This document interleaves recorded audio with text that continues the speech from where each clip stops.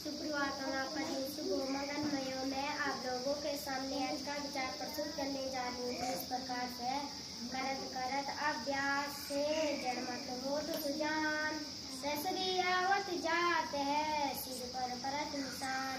करत करत अभ्यास से जड़मत होत सुजान, रसरी आवत जात है सिर पर पड़त निशान। रसरी आवत जात है सिर पर पड़त निशान। क्या कह रही है ये?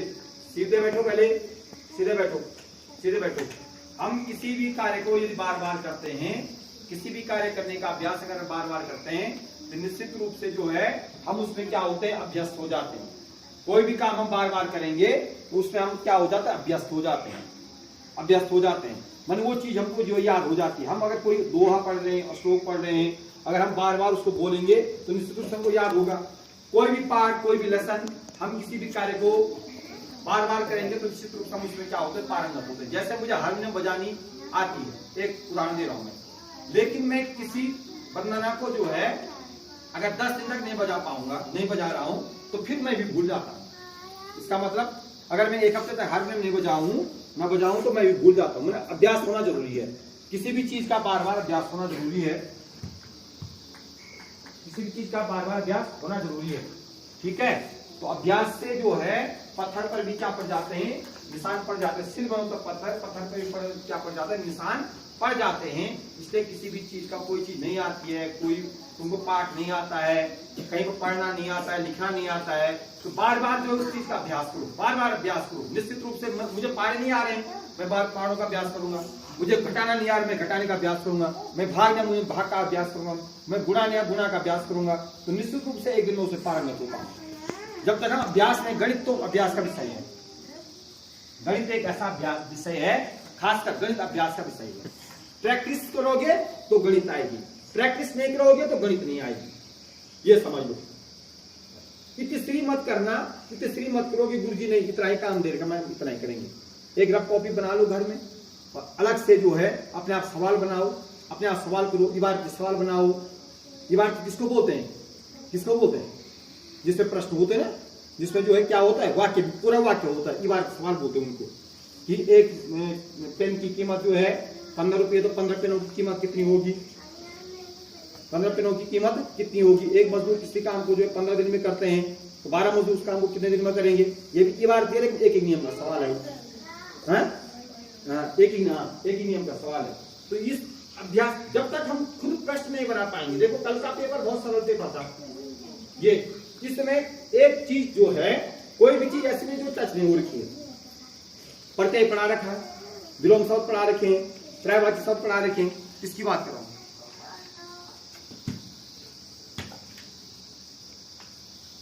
त्रैवाची शब्द पढ़ा रखे हैं, विलोम शब्द पढ़ा रखे हैं। एक प्रत्यय और उपसर्ग नहीं पढ़ा रखा था मैंने इसमें जो है प्रत्यय और उपसर्ग नहीं पढ़ा, कारक भी मैंने पढ़ा रखा है। बता रखा था, कर्ता ने कर्म को कर्ण से संप्रदान बताया था ना, नहीं बताया था? कारक बताए थे ना मैंने तुमको, नहीं बताया था? कारक भी बता रखा था, लेकिन तब भी जो है इसमें तुम्हारी पूरी नंबर नहीं आई। इतना सरल पेपर राजीव गांधी का जो है, ये इतना सरल पेपर है। इसमें जो कुछ भी हिंदी में जो आ रखा है ये सब पढ़ा रखा है। भाववाचक संज्ञा भी पढ़ाया मैंने, दयालु का दयालुता, स्वतंत्र का स्वतंत्रता, लेकिन प्रैक्टिस नहीं करी ना। इसमें शत्रुता, निम्नलिखित में भाववाचक संज्ञा कौन सी है? तो शत्रुता, वीर, मनुष्य, गुरु। सही उत्तर क्या था? शत्रुता। जिन शब्दों से भाव का बोध होता है उनको भाववाचक संज्ञा कहते हैं। हिंदी की भाषा क्या है? तुम्हें दिल्ली जाना होगा, इसने भूतकाल पे टिक मार दिया किसी ने, पता नहीं किसका पेपर है। तुम्हें दिल्ली जाना होगा, पास्ट टेंस है कि फ्यूचर टेंस है? फ्यूचर टेंस है ना, पास्ट टेंस है, फ्यूचर है ना, तो किस पे होना था? भविष्य काल पे। भविष्य काल पे ये पास हो रहा, उसमें कल भी ये पास हो रखा है। अंशु थोड़ा मेहनत करेगा तो ना दिमाग से क्या तो पास हो सकता है। ये पास हो रखा है, सुन रहा है? भविष्य काल पे टिक होना था। अब यहाँ पे देखो, निम्नलिखित शब्द में पुल्लिंग शब्द कौन है? नदी, देवी, कविता। इनसे जो है किसका बोध हो रहा है? स्त्रीलिंग का बोध हो रहा है। कौन छोटा? चंद्रमा। इससे किसमें टिक मार कर? नदी पे। इसमें ऋतिक ने नदी पे टिक मार कर, इसका पेपर है। सफल नहीं हो पाएंगे। उधर दिखा हुआ है, सुना है नारी बिना सारा यह संसार, वह मकान को घर घर करे देकर अपना प्यार। नारी के बिना जो है यह संसार क्या है, निरर्थक है। संसार में नारी के बिना यह संसार क्या है, निरर्थक है। नारी का बहुत बड़ा महत्व है। घर मकान को, घर का मतलब क्या है, नारी के बिना घर केवल मकान के समान है। जिस घर में नारी नहीं है, जिस घर में नारी का सम्मान नहीं है, वो घर जो क्या है, केवल एक मकान है, वो घर नहीं है। देकर घर, वह मकान को घर करे देकर अपना प्यार, माने घर बनाती है, वो अपना घर बनाती है। कई नारियां ऐसी जो घर को क्या कर देती हैं, डुबा देती हैं, ऐसी भी हैं, ठीक है। जो अच्छी नारियां होती है ना, वो घर को बनाती हैं, ऐसा भी है, ठीक है ना।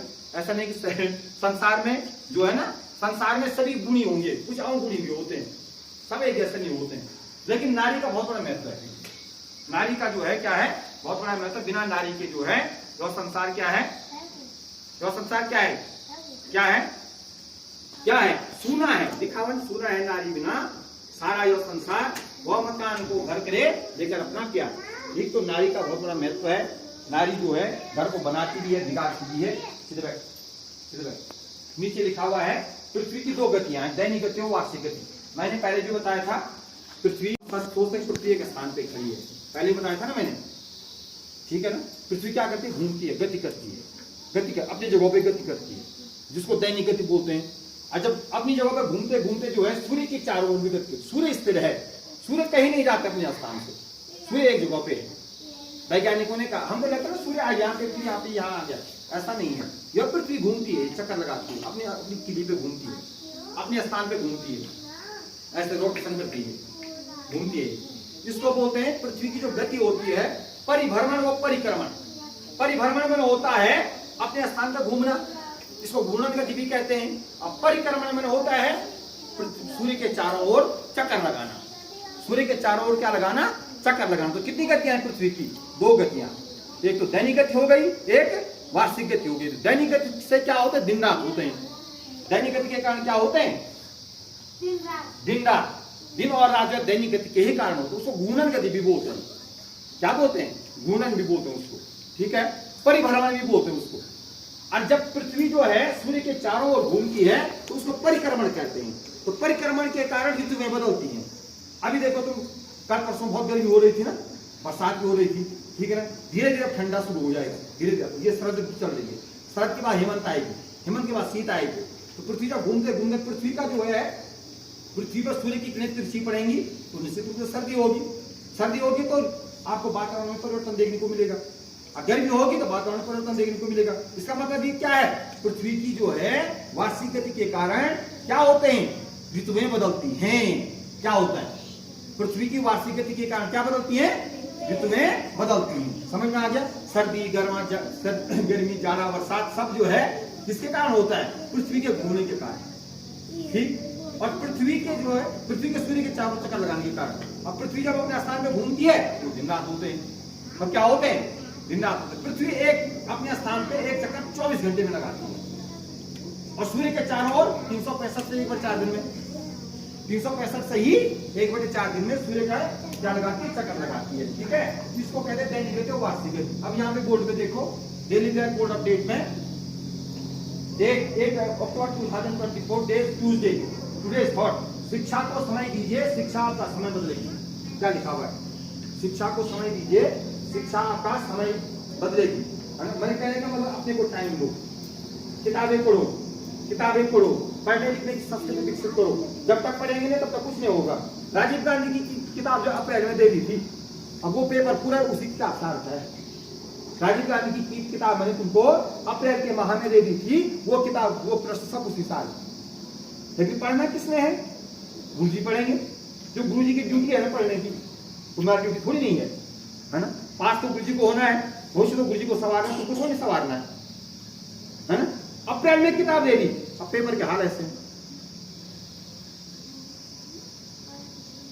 समय दो अपने को, समय देना सीखो अपने को, है ना। सुन रहे हो, एरोप्लेन, एरोप्लेन में होता हवाई जहाज, वायुयानम, स्पेलिंग देख लो। ट्यूसडे की स्पेलिंग हमेशा लिखा रहे हैं, संडे की स्पेलिंग यहाँ पे देखो, हमेशा दिखाते हैं यहाँ संडे, मंडे, ट्यूसडे है। लेकिन कक्षा 1 वालों को भी, 1 और 5 वालों को भी ये स्पेलिंग याद नहीं हो रही होगी, पक्की बात है। जबकि याद हो जानी चाहिए, सितंबर अक्टूबर की स्पेलिंग याद होनी चाहिए, सितंबर की, उसके बाद इससे पहले जो मैंने सितंबर दिया भोजन चाहिए तुम हमेशा लिख लेना, ये हमेशा हमारे जवाब देखो, तुम इसको ध्यान नहीं देते हो, तुम ध्यान नहीं, इस समय पढ़ जाओ उसके बाद दोबारा उस पर ध्यान नहीं देना। ये है तुम्हारी खासियत, ठीक। डे ट्यूसडे, डे की स्पेलिंग देखो, ट्यूसडे की स्पेलिंग देखो, पढ़ते पढ़ते आते जाते याद हो जाएगा। टुडे थॉट ये हो गया। एरोप्लेन, एरोप्लेन मैंने होता हवाई जहाज। अब देखो नीचे, टुडे स्पेशल भारतीय वायुसेना दिवस है 8 अक्टूबर। 8 अक्टूबर को भारतीय वायुसेना दिवस है। पुण्यतिथि जयप्रकाश नारायण जी की और उनकी पुण्यतिथि भारत रत्न से सम्मानित है, उनकी पुण्यतिथि का उनको सत नमन करते हैं, सदा समर्पित करते हैं। वायुसेना का मुख्यालय नई दिल्ली में है। कहाँ है?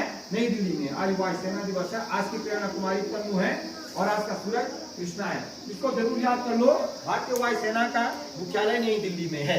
और ये भी याद कर लो कि भारतीय वायुसेना दिवस कब मनाया जाता है? 8 अक्टूबर। तुम्हारे लिए अभी ये तुम्हारे लिए ये जयप्रकाश नारायण की बात वाली जब बात आती है ना, ये थोड़े आगे की कक्षा में जब आप जाएंगे तो महापुरुष जितने भी हमारे जीवन में हमारे क्या बोलते हैं उसको, भारतवर्ष में चाहे विदेश में विदेशी हो चाहे भारतवर्ष के हो, जितने भी महापुरुष है उनके बारे में भी जानकारी दे लो, उनके जीवन से जो प्रेरणा मिलती है। जयप्रकाश नारायण जो है पुण्यतिथि है, उनकी पुण्यतिथि में उनको क्या करते हैं? सत्समन करते हैं, सदा स्मरण अर्पित करते हैं। आज के लिए बस इतना है।